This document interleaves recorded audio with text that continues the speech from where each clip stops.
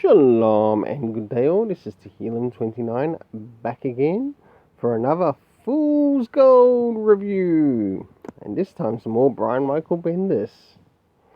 Well, to those new to Fool's Gold, let me show you how this works.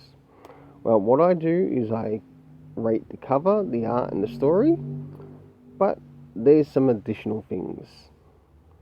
I also give a total of how much I think the cover is worth, the art is worth, and also the story is worth. How does that cover work? Nice and simple. It works with the currency conversion here. As you can see, it's $3.99 in US dollars. And that converts to $7.15 because I get this on a standing order. If it was shelf price, it would be $7.95. So, is this story worth $7.15? Let's get to it. Starting off with the rating for the cover. Does this cover show what actually happens within the story? Not really. So in that, the cover rating is not going to be a high 10. No way. More like a low 2 out of 10.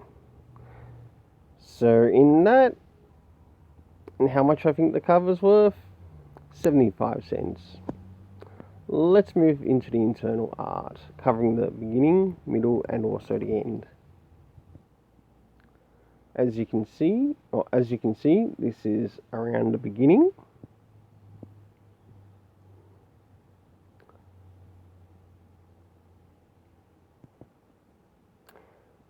This is the middle.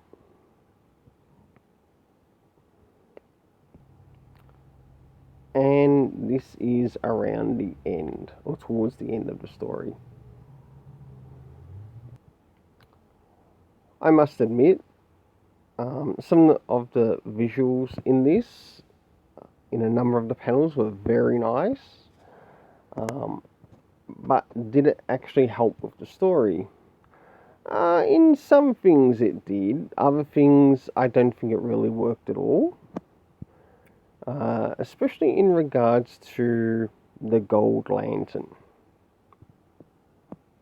and the way that law has sort of been destroyed in this, or the Lantern law has been destroyed in this.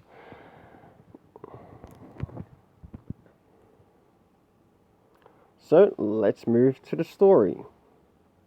Did this story have its cast of characters?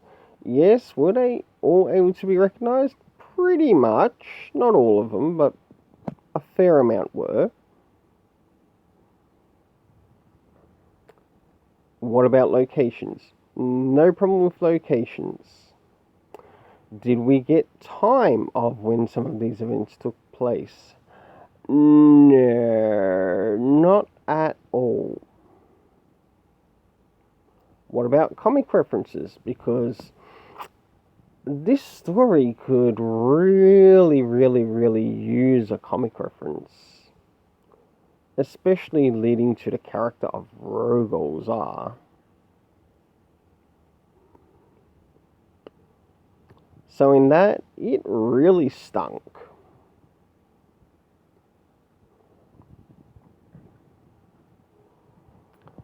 So overall for all three areas,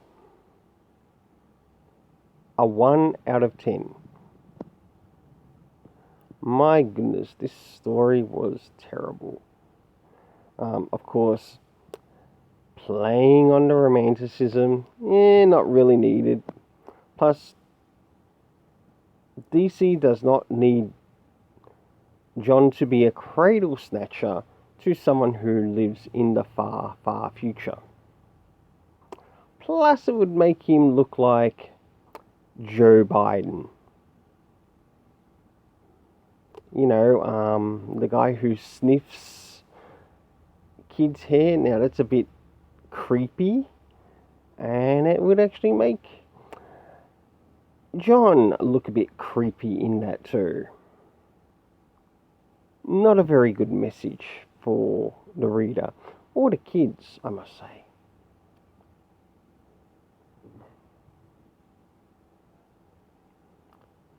So, a 1 out of 10, how much I think the story's worth? $0.